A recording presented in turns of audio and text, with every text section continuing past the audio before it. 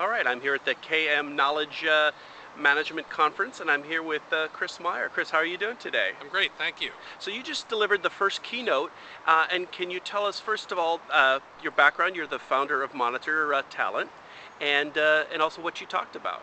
Yeah, Monitor Talent is a business based on an old book of mine called Future Wealth, which was about the idea that human capital is scarcer than financial capital, but the markets for financial capital are hyper-developed, it turns out, and human capital markets are not. So Monitor Talent is representing thought leaders in business and science and public policy and trying to make them accessible to the market.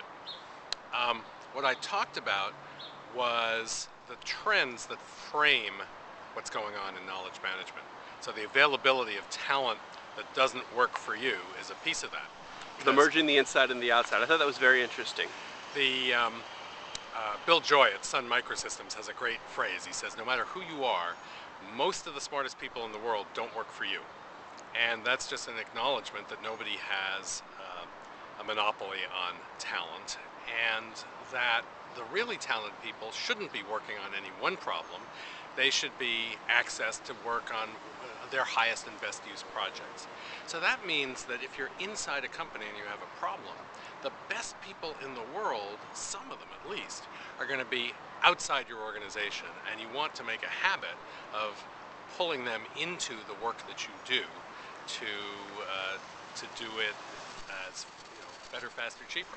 And what do you say to people who say, well, yeah, but I don't want to open up my doors to people who are potentially competitors or people who definitely don't, fundamentally don't want to share their toys? Yeah, I think the world is kind of dividing into two kinds of people, as they say, and those are people who see business as a zero-sum game where it's all about competitive market share, and those who see it as a positive-sum game where everybody's growing something new. And there's a historical aspect to this, because if it's 1960, 1970, 1980 even, we have a very static economy with oligopolies. Ford, Chrysler, General Motors, or Colgate, Unilever, who am I forgetting? Doesn't matter. Right. Kellogg and Post. Right. So you have these oligopolies with people fighting for market share. That kind of is a zero-sum game. Today, every day there's a business you never thought of before that's growing value for the economy. And the way that happens fastest is when people share ideas. So this accessing of outside knowledge and a wide variety of ideas isn't optional, it is the way to compete. So to say you're ruining your competitive edge by sharing is actually backwards. Interesting, I like that. And then the other thing that I thought was particularly interesting in your talk was the wikification of work. Wikification is kind of a buzzword. It won't last very long, I don't think. But meaning, it evokes these mechanisms for a group of people who may or may not know each other sharing information, and it has several implications. One is you build an information structure with remarkable efficiencies, as of course Wikipedia has been grown in a tenth the time that the Encyclopedia Britannica first edition took, and of course it keeps itself up to date. The second thing it implies is you don't know, or in a sense care, who's going to be contributing to that. You crowdsource the knowledge. The third thing is, for the people who are contributing, it affects them because they get known in certain circles. They have a reputation. They may be building some aspect of their careers or activities. So think about how that translates, back again to inside-outside, how do you translate that wiki lifestyle, if you like, or economic style, into a corporation?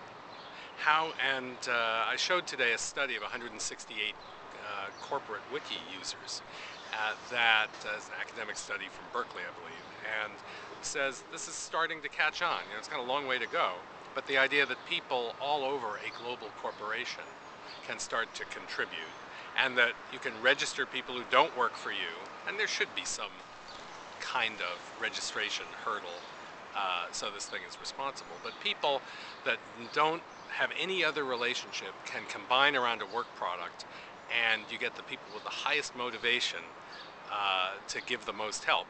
And it's a new organizational form that I think is going to have a big impact. Excellent. Well, Chris, thank you so much. Just one last thing. Yeah. Any upcoming articles that you'd like to plug, or anything that we should keep an eye out for? Sure. I'm working on a book. All right, tell us And about it. the idea of the book is that capitalism itself is an adaptive system. Like a species of animal, it will reflect the environment in which it's operating.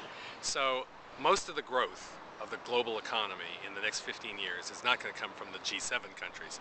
It's going to come from the BRIC countries in the Middle East and Africa, which in general have different legal systems, social contracts from the traditional capitalist, quote, leaders. So businesses know where their bread is buttered, right? So they'll figure out how to operate in these different systems and grow. And when they do, they will develop new practices, and some of those practices are going to come back to the mainstream of capitalism. So this is a book that's going to find what's new, categorize it, and see which of those pieces are going to come and change capitalism more broadly. You have an ETA for this? Yeah, it's going to be published next February. Excellent. Or Something. so we believe. Yes, exactly. Well, thank you so much, Chris. I really appreciate it. My pleasure.